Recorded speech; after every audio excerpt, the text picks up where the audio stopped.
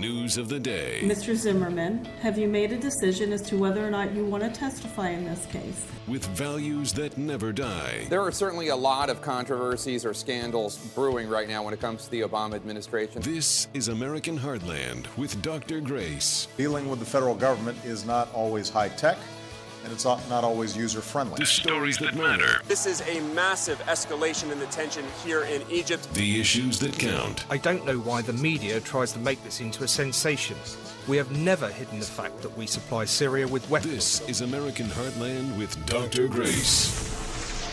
He's got the red, white, blue flying high on a farm. Welcome to American Heartland with Dr. Grace. I'm your host, the editor of Politics and Culture at worldtribune.com. Every week, trying to do my best to uphold values that I cherish, that I practice, values that are never, ever going to die. Well, thanks for joining us. I appreciate your presence, your participation, your support of our broadcast. For years, I have been engaged in a lot of debates with friends and colleagues about Barack Obama. And behind the scenes, and even on the air, people like to discuss, is he incompetent or is he malicious? Does he have a plan to destroy America? And of course, I think he is a radical. He has a radical ideology, a leftist ideology. Yes, he is a man that has a very rigid ideology. But I have never, ever really bought into the idea that he is just so capable, that he can wrought so much destruction because it's really, really what he wants to do. I've never really bought that. I've been in the camp that he's completely incompetent, and that he's even incompetent as a leftist with a left-wing agenda. And I think Obamacare is a classic case. I mean, this is a man that even if you're like this brilliant leftist and you want to impose government control on the economy, the Obamacare rollout was an absolute catastrophe. I'm talking even from a socialist or leftist point of view. And it emphasized that he's just incapable. He's just, in over his head. So I'm in the incompetent camp. This week, I think the incompetent camp has gotten even more proof of his incompetence with perhaps the biggest blunder of his entire presidency, and that is his interview on 60 Minutes, which has received so much condemnation and so much negative fallout from all quarters that it is proving to be even worse than the Obamacare rollout. The few people who were still clinging with some kind of hope to this man, especially the professionals who have defended him professionally, have had to distance themselves from him now. Because to hang on to him is to be utterly destroyed. He gave an interview on 60 Minutes in which he was hoping to redeem himself, hoping to restore his reputation from the disaster in Iraq, which is going to end up being part of the hallmark of his presidency, the key element of his presidency, how he lost Iraq. Well, he's trying to explain what happened. He was trying to cast blame elsewhere. And instead of succeeding in salvaging the PR campaign, in restoring himself, he blew a hole in his reputation that I believe is now irreparable. And how did he do that? He decided that instead of acknowledging that he had made a mistake and that he was going to try to fix it, and even that would have been extremely damaging to himself, but not as damaging as what he did, which is to try to blame what happened on the intelligence community, who had done their job admirably and correctly, as the press well knows and as every member of the government well knows. He tried to blame Clapper and intelligence failures for his failures. Listen to this clip. How did this get? How did they end up where they are in control of so much territory? Was that a complete surprise to you? Well, I think our head of the intelligence community, Jim Clapper, has acknowledged that I think they underestimated what had been taking place in Syria. I mean, he didn't say that we underestimated ISIL. He said we overestimated the ability and the will of our allies, the Iraqi army, to fight. That's true. That's absolutely true. Well, since those comments, literally all hell has broken loose. The media has pounced on him, making the obvious point, sir, if you were just watching television when ISIS was rolling over Fallujah, perhaps then the alarm bells would have been ringing that you're not dealing with just a quote-unquote JV team. You're dealing with a very serious threat that is rolling back American gains on the ground. So if he was just watching the nightly news, he would have known what is happening. Let alone the truth of the matter, which is that the intelligence community for 2 years has been giving him information about the threat of ISIS. And not only has the president had this information in his daily briefs, which people are asking now, are you reading them, sir? Not only did he have this information daily, but in full public view, you have had testimony by leading experts saying both to the public and to the president that ISIS was a danger, a growing threat, and that had to be taken very, very seriously. The intelligence community is now fighting back with op-eds, with leaks to the press saying, hey, listen, we did our job. The president ignored us. You have now the military community fighting back. We did our job in the advice that we gave him. The president ignored us. And you now have members of Congress who are part of the Intelligence Committee, who review so much of this intelligence information, who know so much before the public does, saying, we knew about this problem for years and we tried to warn the White House about how serious the problem really, really was. Listen to Michelle Bachmann, Congresswoman Michelle Bachmann, who serves on the Intelligence Committee. She gave an interview explaining how long folks in the know have known beyond the shadow of a doubt that ISIS was a growing threat. We had heard about it almost 2 years ago, about the group. And then we watched the hoofbeats get louder and louder, and we saw the up-tempo. Before Christmas, we knew that this was a real problem.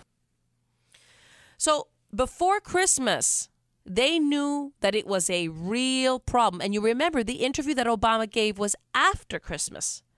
So anybody in the know, anybody who was doing their homework, anybody who was paying attention, anybody who was reading the daily briefs would never have given an interview at the beginning of this year saying that ISIS was nothing other than a JV team. What does this tell us? I don't see this brilliant mastermind leftist at work here. I see somebody who isn't doing his job, not even a smidgen, to use his famous phrase, not even a smidgen of his job, not even the basics. I got to be honest with you. At this point, I'm asking myself if the president watches the nightly news. That's what I'm asking myself. I don't know if he even watches the news consistently. Maybe he watches it sporadically.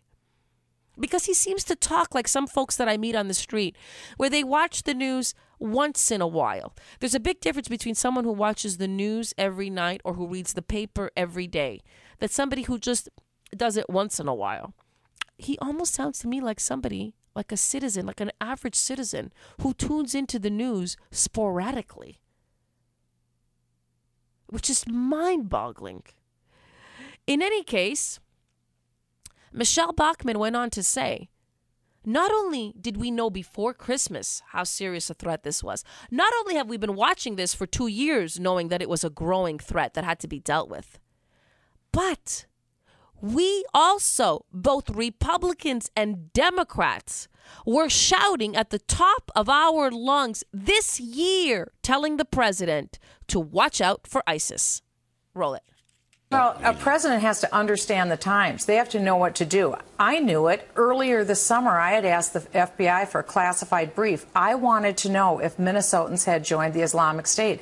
The White House was doing nothing. Everything we do in Intelligence Committee is behind closed doors. Right. And I will tell you, on both sides of the aisle, we had one particular session where we gave it to the administration and said, you guys better wake up. When was this?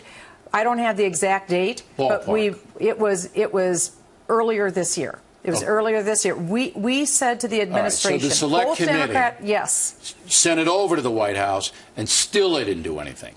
Okay, I believe we told them to wake up. It's on his resume. We said this is very serious. It's on the president's resume. This is very serious, and they were telling him to wake up. Now, I want you to think about this. You have people in Congress telling the commander-in-chief to wake up?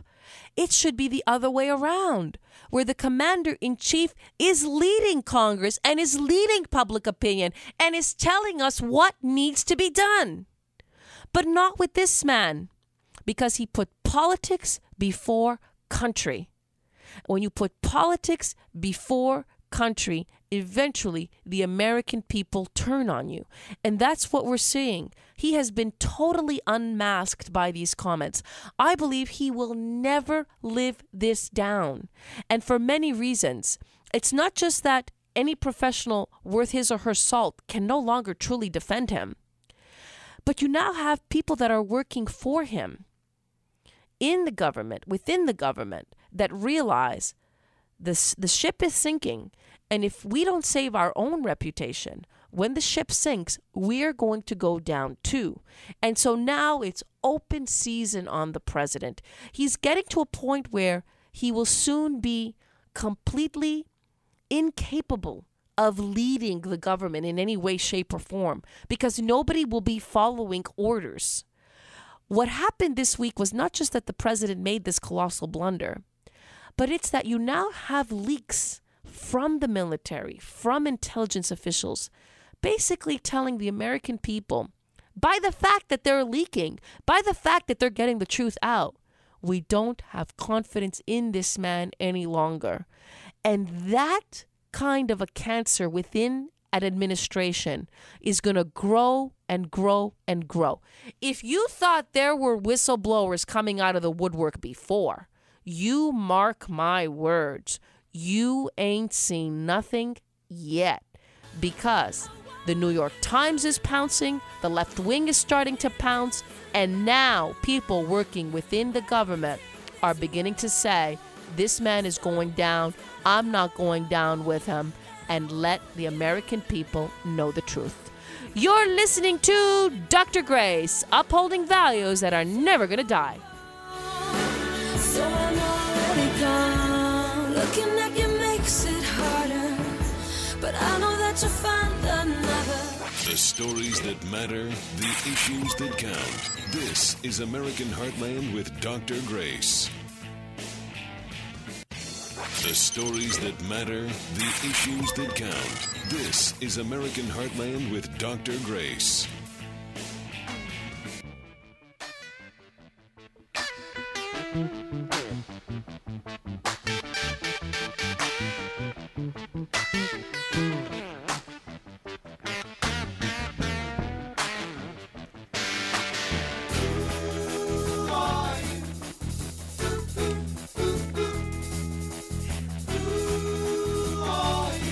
Welcome. This is Dr. Grace, and this week we're also asking the question, who is the Khorasan Group? When the president announced that we were going to launch airstrikes into Iraq and then especially into Syria, suddenly we all started to talk about this group that nobody had ever heard of before, the Khorasan Group. And we were told that the Khorasan Group posed an imminent danger to the United States because they had a crafty way of devising bombs that may appear on your next flight. So let's bomb the Khorasan Group. Well, in the aftermath, a lot of questions have arisen. Who is the Khorasan Group? And one of the great idiots of the Obama administration, she is Jen Psaki. She is a spokeswoman for the State Department. I'm sure you've seen her many times on the nightly news. Truly, she is. I would have fired this woman. Let me rephrase that. I would never have hired this woman. She is so out of her depth in her job. I think that this typifies the second administration of Barack Obama. There's a lot more incompetent people in the second administration. And if you notice, the president likes to hire young people. That's part of this leftist ideology that young people are closer to the truth of things. You know, in the 1960s, they used to say, don't trust anybody over 30. So the president, the leftist radical that he is, he likes that. He believes that if you hire people that are older and experienced, they're set in their ways, and then they do the same things over and over again, which lead to this decrepit country that we have. You see, that's the leftist ideology, instead of the truth of the matter, which is that most of us get better as we age. We get better at our jobs. We're wiser. We're more skillful. We're more patient. We're more tactful. I can tell you that I see a lot of improvements in myself. And I don't say that as a way of patting myself on the back, but as a way of saying, I work on my flaws and I see myself improving. And I think a lot of people would say that, and that's why, of themselves, that they've improved so much and they've gotten better at their jobs with age. No, Obama doesn't get that other facet of reality, which we all grasp, because he likes to hire the young. And the young are often inexperienced, and certainly in this case, this woman, totally unqualified for the job. So when asked, who is Khorasan? Who is Khorasan? Well, Jen Psaki said, it's an affiliate, quote unquote, of Al-Qaeda. So there's some kind of an offshoot. That was the first statement. And then the media began to ask a lot of questions. Who is Khorasan? And guess what? Jen Psaki was contradicted by the Pentagon spokesperson, Mr. Kirby, who actually does his job quite well. And he said to the press, no. It's not just an affiliate. There's a lot of, quote unquote, core Al-Qaeda in this so-called Khorasan Group. And guess who else contradicted the department spokeswoman? The Secretary of State, John Kerry. And he had to admit, yeah, there's a lot of core members of Al-Qaeda in the Khorasan Group. And then the media, in asking key experts, confirmed the truth. Do you know what Khorasan is? Al-Qaeda. Listen to a leading expert on this topic, a man I really admire, a man who really understands the war on terror and who really understands all of these groups that are springing up. It is a senior fellow. He works for the Foundation for Defense of Democracies. His name is Thomas Jocelyn, and he can tell you far better than Jen Psaki who the Khorasan Group is. Well, everybody's been thrown for a loop by this name, the Khorasan Group, but really all it is Al-Qaeda. It's Al-Qaeda, the same organization that struck us on 9/11. They've regenerated their leadership, and they've expanded across the globe. You know, the Obama administration talks a lot about how there's this core of Al-Qaeda in Afghanistan and Pakistan, and it's been decimated. Well, what we've shown over and over again is that it's not really true. In fact, there's core Al-Qaeda operators in several countries, including Syria. Yeah, you know what? Everybody got it. Khorasan means Al-Qaeda. And the president could not go to the American people and say, sorry, guys, everything I've been saying for the last 6 years is not true. We got to bomb Al-Qaeda again. I completely misled you guys. I completely lied. I needed to do so to win re-election. And you know, everything that my spokespeople said after I lied, when I told you that Al-Qaeda was on the run, then the spokespeople had to make this distinction between core Al-Qaeda and Al-Qaeda affiliates. So when we, the world, woke up to the fact that the war on terror was raging even after the Nobel Peace Prize winner was reelected, we still had a war on terror. You know, the spokespeople and his media acolytes, they all were saying, well, wait a minute. There's a difference between core Al-Qaeda, which the president decimated, and the Al-Qaeda affiliates, which are springing up everywhere. And people like me were saying, that's just a bunch of nonsense. The president is not talking straight. His spokespeople are not talking straight. And now, guess what? Not only is it not true, absolutely, categorically, beyond the shadow of a doubt, that we're just at war with the affiliates, that core Al-Qaeda was decimated, core Al-Qaeda still poses an imminent threat. And that's the summary of all this nonsense you heard this week from that idiot spokeswoman, Jen Psaki. Because if she were to answer the question truthfully, this is the answer. Khorasan Group is core Al-Qaeda, which the president never decimated when he said he did. Yes, he killed bin Laden, but he didn't even decimate core Al-Qaeda. They're not on the run. So we have core Al-Qaeda alive and well, plotting to bomb us, getting really good at it. And actually, the threat is imminent, which means the threat of Al-Qaeda under this presidency is more pressing than it was under that of George W. Bush. That's the truth, folks. And the American people already know that. You know, one thing I used to explain when I was teaching at Howard University and at Virginia Commonwealth and at McGill in many years as a professor, some of my students would take a book, seemed very complex, and they would say, I didn't really understand it. And I said, you know, one of the things that I really want you to learn is that when something is extremely complex, don't doubt yourself that you have not understood it. Because you have a lot of scholars in the profession that I taught, history, that use so much jargon because they're saying something totally meaningless. So when something is so complicated and confusing you can't understand it, you know what your reaction should be? What I'm hearing is a bunch of BS. And the American people are wise enough to know when Jen Psaki is spinning left, right, and center, and the president and his administration is spinning left, right, and center about core Al-Qaeda, affiliate Al-Qaeda, the Khorasan Group, which we never heard of before, it's all a bunch of BS. Al-Qaeda is alive and well. In fact, they're stronger than ever before.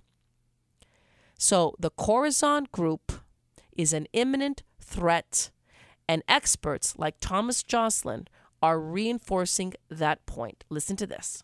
Well, I mean, basically what happened is that the senior leadership of Al-Qaeda decided Syria was an optimal launching pad for these planned attacks against the West. And so they relocated a lot of their talented operatives there over the last 2 years. And so basically they're not really on the run. They've just been reestablishing their bases elsewhere. Yeah, they just moved. They just moved from Afghanistan and Pakistan to Syria. And you know what else that tells us? I hate to be the bearer of bad news.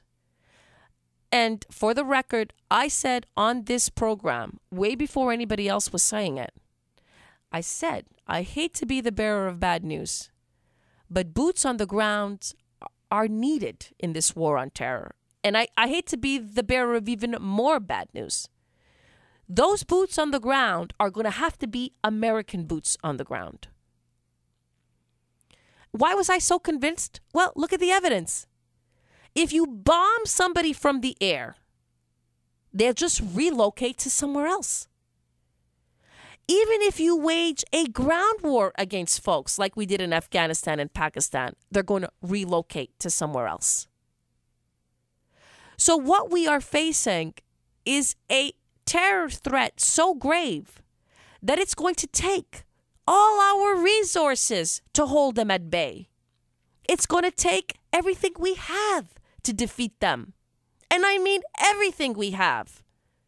It's going to take our air power. It's going to take boots on the ground. It's going to take our ideological savvy. It's going to take our grasp that we are at war with a group that is reproducing faster than we are. It's going to take everything if we're going to win. I don't think we're there yet as a country. I don't think we quite get what we're up against and what it's going to take to win. And I think you have people saying, you know, Dr. Grace, I'm with you. I think we do need boots on the ground. But I'm never going to approve of boots on the ground with this man leading those boots. I hear you. And that's a valid point. But here I want to emphasize this. If you talk about what we're up against and what it's going to take to win, anybody who knows anything about this war on terror, even nincompoops on the right, are beginning to say it's going to take boots on the ground, and those boots may very well have to be American. Listen to John Boehner on This Week with George Stephanopoulos. At the end of the day, I think it's going to take more than airstrikes to drive them out of there. At some point, somebody's boots have to be on the ground. That's Americans? The whole point. Listen, the president doesn't want to do that. If I were the president, I probably wouldn't have talked about what I wouldn't do. And maybe we can get enough of these forces trained and get them on the battlefield. But somebody's boots have to be there. And if no one else will step up, you would recommend American boots on the ground? We have no choice. These are barbarians. They intend to kill us. And if we don't destroy them first, we're going to pay the price. Well, he said the unpopular thing. I mean, think about what Boehner just said. He has so many of his own people out there trying to win re-election in this midterm campaign, and he has said the unpopular thing. But you know what? He said the right thing. That's what it's going to take. And if we're serious about this war on terror, we've got to do 3 things. Number 1, win over the Senate. Number 2, impeach this president. And then number 3, we've got to find a way to get a commander-in-chief that's going to lead a strategy that's going to achieve victory against these barbarians. That's one thing that Boehner did say absolutely accurately. We are up against barbarians who do not even value their own lives. So if they don't value their own lives, think how little the rest of us mean to them. And we're really going to have to step up to the plate if we are going to win this war on terror. You're listening to Dr. Grace saying the unpopular thing today, but the right one, and upholding values that never die. That suicide is painless. It brings on many changes, and I can take or leave it if I please. This is American Heartland with Dr. Grace. This is American Heartland with Dr. Grace.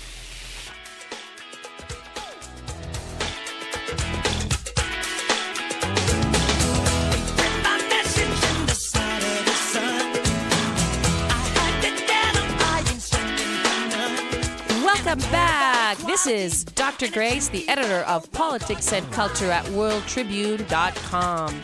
This week, Valerie Jarrett has also been on the news. She made a small cameo appearance on The Good Wife, basically playing herself and encouraging a woman to run for office. The acting performance was panned. She's also in the news for another reason. There's a tremendous amount of talk as to what is going on in Obama's second administration. The wheels are clearly coming off. One person has remained by his side through thick and thin, Valerie Jarrett. She was a key advisor in the first term and has played the same role in the second term, even though others have departed. This week, Chris Matthews asked the question, has President Obama surrounded himself by incapable people? Did he not work hard enough to recruit the best of the best to serve in his second administration? And has he been intellectually stymied, you might say, atrophying because of his total reliance on Valerie Jarrett? Listen to this. Yeah, and I want to straighten out something I said to Roger before you get me accusing this president of being physically lazy. I think there's a social kind of laziness. The refusal to reach out and meet a lot of new people and check a lot of possibilities. Don't just go with the next person in line. And I really think this second-term cabinet is not up to the first-term cabinet because they never are. And you know that, Roger. They just never are. Kennedy went out and met people like... and Rusk and people went looking for them, and he put them in the best slots he could. He talked them into it. He recruited people. He didn't even know he recruited them. Presidents should go out and look for people. They should be practicing affirmative action all the time in leading, or else they get atrophied into that little world of people around them like Valerie and Mrs. Obama and people. You're just listening to the same voices all the time. You've got to be protein in the White House. And I know it's a rigorous demand, but it's a real one, or else you're going to get smaller as your presidency goes on and therefore more vulnerable to surprises. Indeed, President has shrunk in his second term. He's so small, he sometimes looks puny. And one of the reasons is he's obviously ideologically rigid. And this rigidity is in part comes from Valerie Jarrett, who keeps him wedded to his ideology even when the facts go contrary to that ideology. Well, here today, I am honored to introduce a special guest who's going to shed light on Valerie Jarrett. It is Tom Joyner, a man who has had a 51-year career in broadcasting in both radio and TV. He's been a talk show host for 47 years. He's a member of the North Carolina Broadcasting Hall of Fame.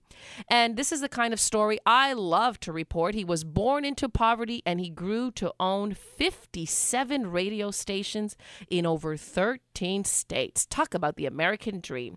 He is currently he has a weekly talk show on radio and on the worldwide internet. He is an author and an inspirational speaker. What does this man not do? Here today, Mr. Tom Joyner. Thank you for being with us. Dr. Grace, it's a privilege and a pleasure to be with you. Well, listen, the privilege and the pleasure is all mine, and I am just blown away by that voice that you have. You were just born to talk on the radio. Well, it was interesting because I was born in rural North Carolina, down in Wilson County, down east, and we have a pretty significant tilt to our voice down there. I grew up saying tobacco and North Carolina and that kind of thing, and it took a lot of work. But, in 51 years, you finally get where you can drop some of that off. Well, it's the tone of your voice that is truly God-given, made for radio. And your analysis is often so brilliant, so insightful. I understand you've done a tremendous amount of research on Valerie Jarrett.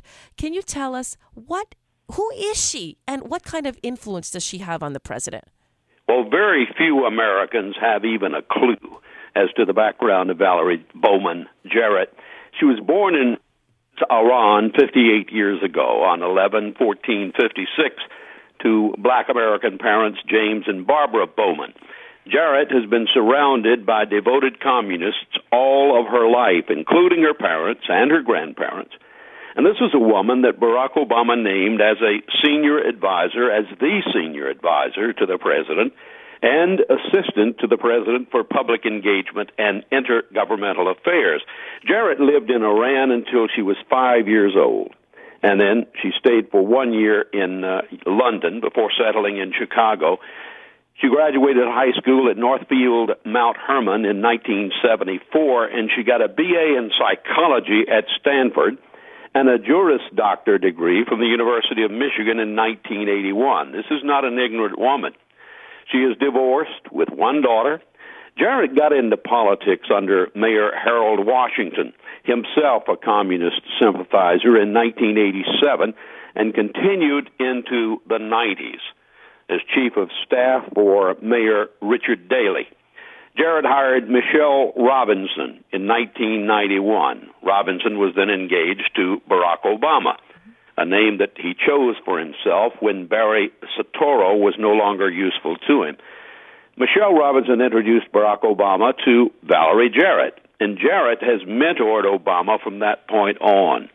She introduced Obama to a legion of communist sympathizers like Frank Marshall Davis, a communist who, along with Jarrett's grandfather, was involved in the American Peace Mobilization Group, which was dedicated to stopping the United States from opposing Adolf Hitler in World War II.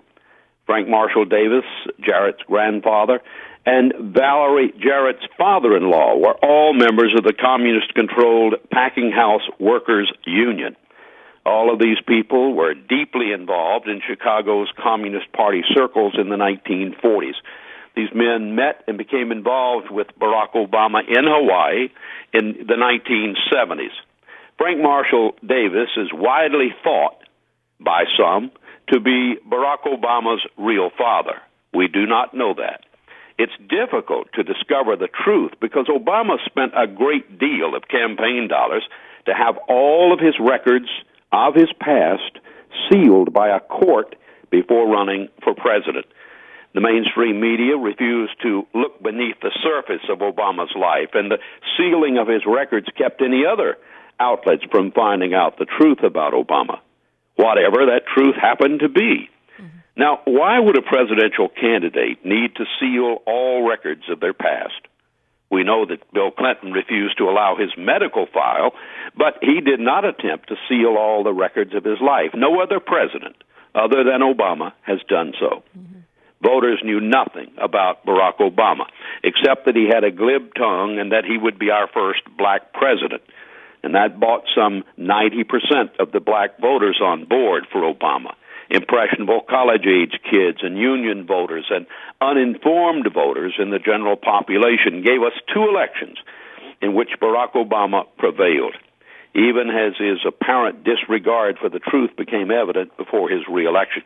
We now learn that Valerie Jarrett has held secret meetings with representatives of Iran's supreme leader, Ali Khamenei, talks which Valerie Jarrett has no qualification for except for her Iranian birth and the contacts that she maintains in Iran. Valerie Jarrett has been surrounded, as I said, by communists and communist sympathizers throughout her life, and as Barack Obama's senior advisor, Jarrett has recruited like-minded people into the administration, people like Van Jones, a self-identified communist revolutionary named the Green Jobs Czar, Saul Alinskyite radical Mark Lloyd as chief diversity officer of the Federal Communications Commission, a post created especially for Lloyd. Cass Sunstein, a diehard advocate of wealth redistribution, as regulatory czar. And there are several others. There are many czars that have been appointed that answer to no one except Valerie Jarrett and Barack Obama. Valerie Jarrett has, in my opinion, and I have done much research on it, is a vindictive manipulator who famously announced that Obama's reelection meant payback time for all those who had opposed Obama. She announced that they had 2 judge appointments standing by, and that there was nothing to fear from Congress since Obama did not need Congress, as he could not run again. The list of Valerie Jarrett's associates, and by extension Barack Obama's associates, include Bill Ayers and his wife Bernadine Dorn, who formed the Weathermen Underground Group, responsible for bombings and killings of policemen, police stations. The mainstream media never mentions Jeremiah Wright anymore, who was part of Jarrett and Obama's associates, and who has proven to be a hate-filled radical, a radical that Obama and family listened to in his church pews for 20 years, but who say they never heard any of the violent hate and rage that Wright was preaching and that all of us heard in snippets of sound bites. The mainstream media never followed up on any of these shadowy associates of Jarrett and Obama, never tried to learn the truth about Jeremiah Wright's teachings.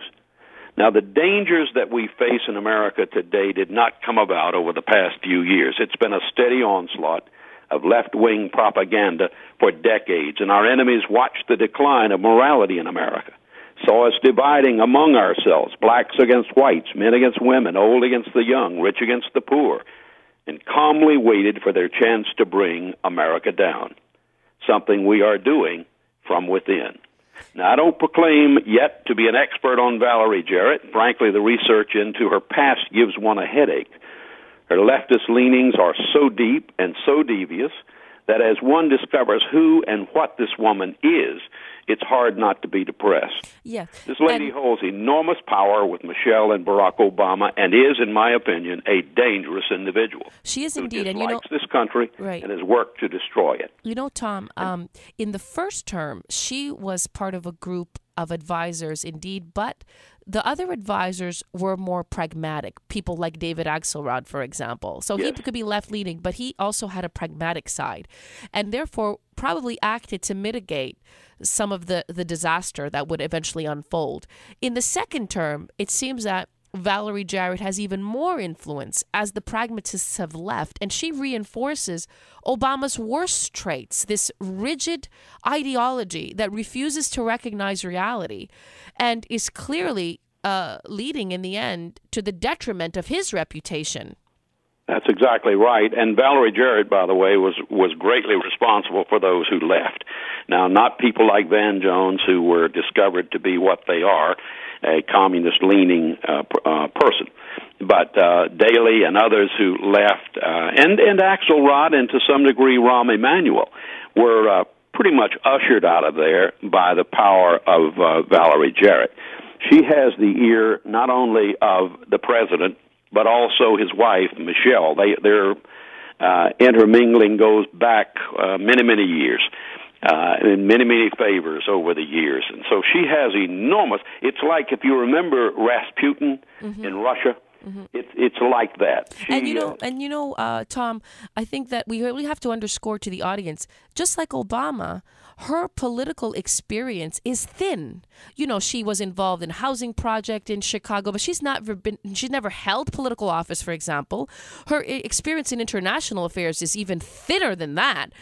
So we're talking about somebody who is advising the president, who, just like the president, has no practical experience, and all she has is an ideology and a Svengali-like hold over his mind, even to the point when his poll numbers drop and drop and drop.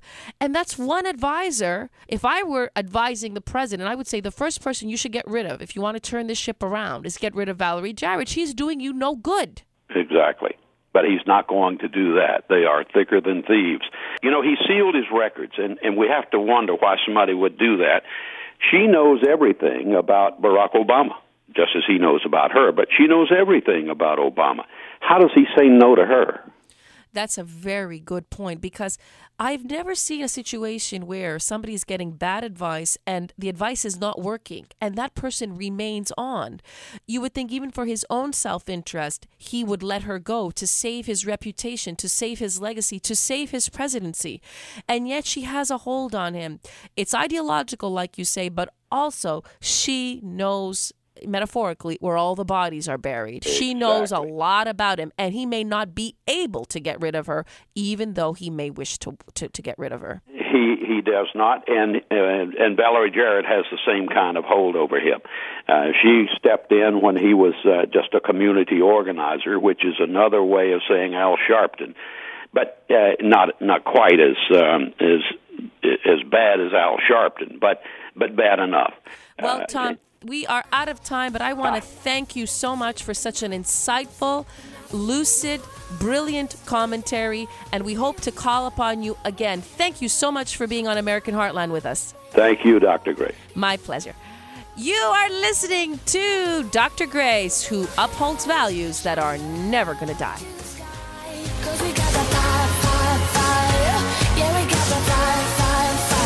And we're gonna let it burn. The stories that matter, the issues that count. This is American Heartland with Dr. Grace. This is American Heartland with Dr. Grace. God gave me you for the ups and downs. God gave me you for the days of doubt.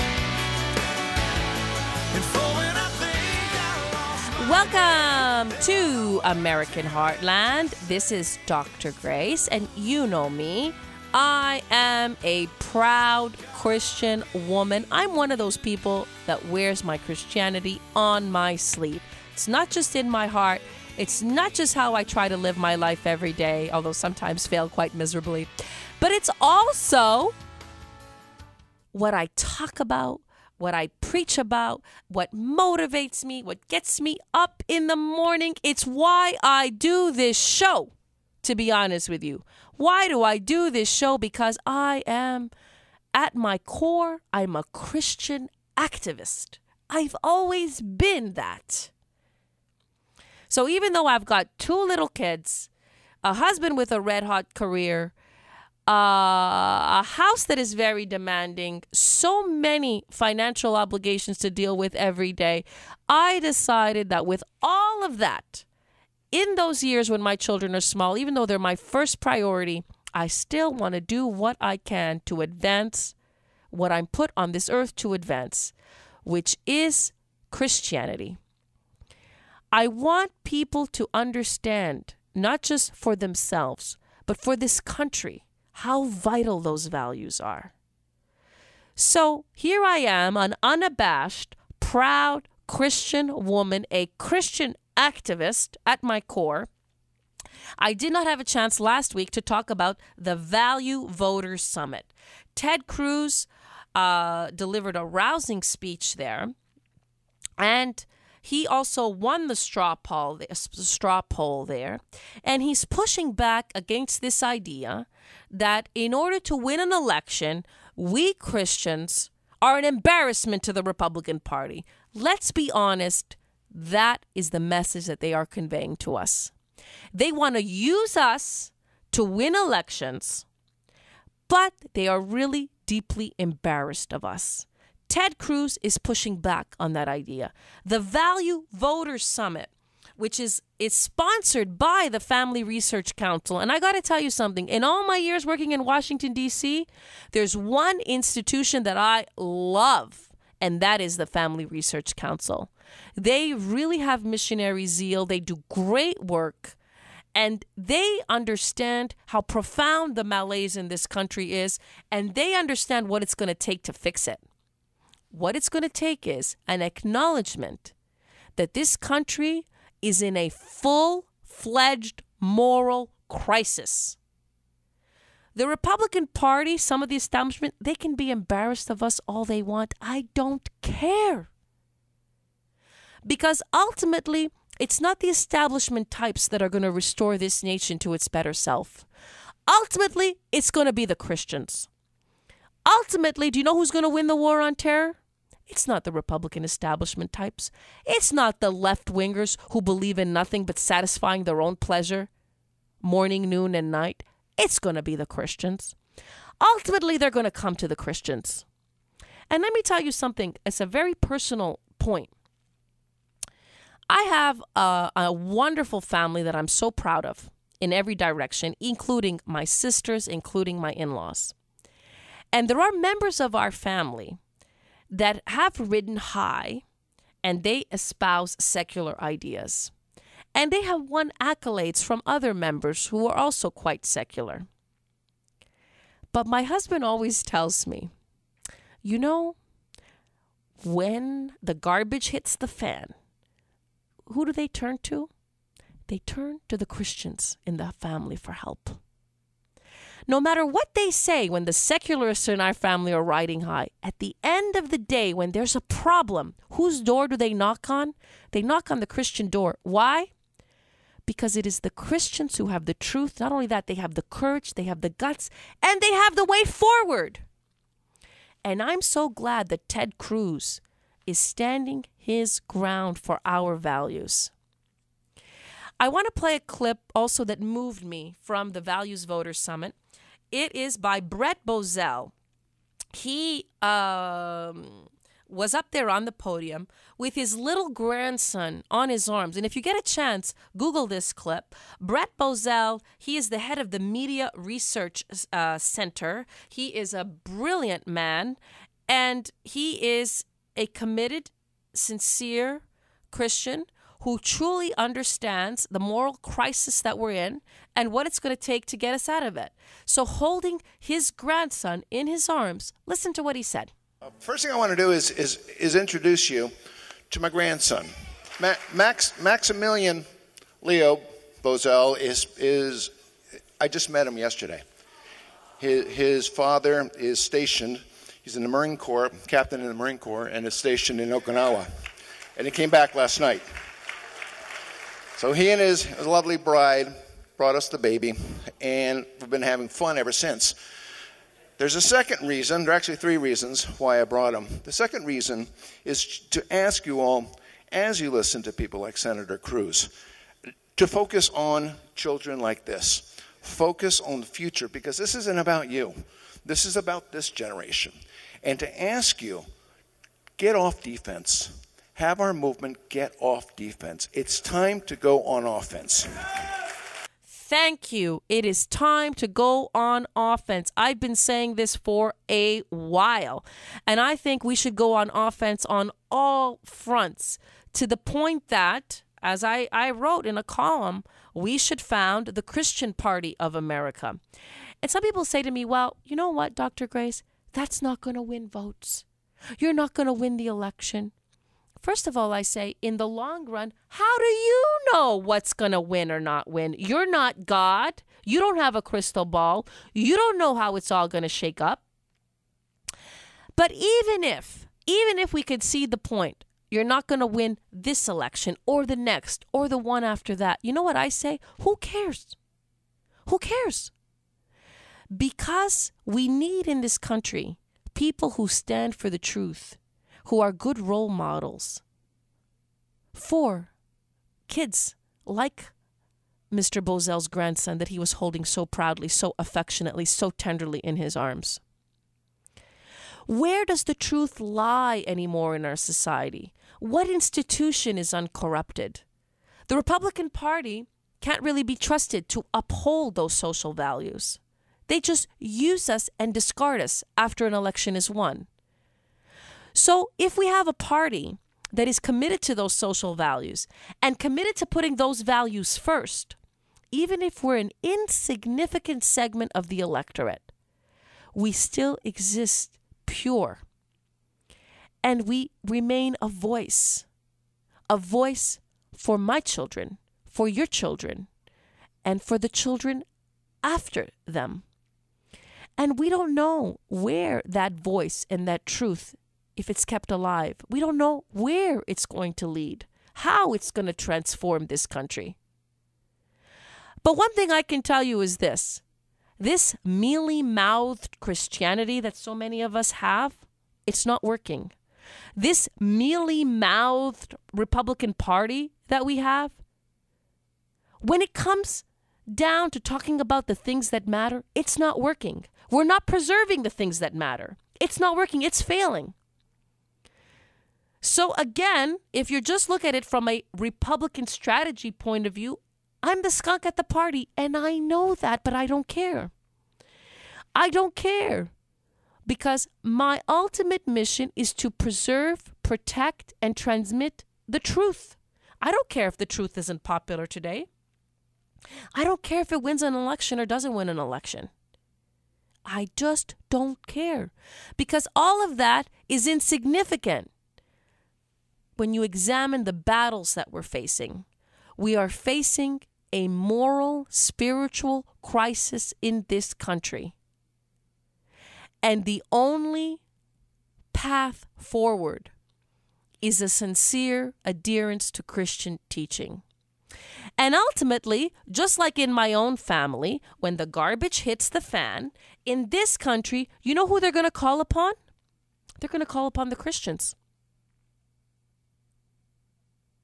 Who in this country is willing to die for something greater than themselves? Do you think it's those liberals out there that are talking about, give me more contraception, give me more porn, give me more ways for me to satisfy myself, give me more ways for me to abandon my family, give me more government handouts, give me more? Are they the ones that are going to die for this country?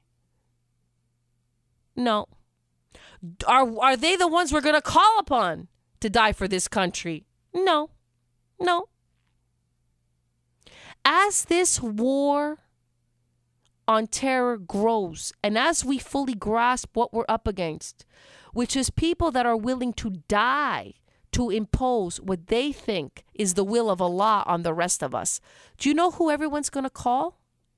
Others who are also willing to die for a belief in something greater than their pocketbook, greater than their families, greater than even their country, but the truth and light of Christianity and the civilization that it created.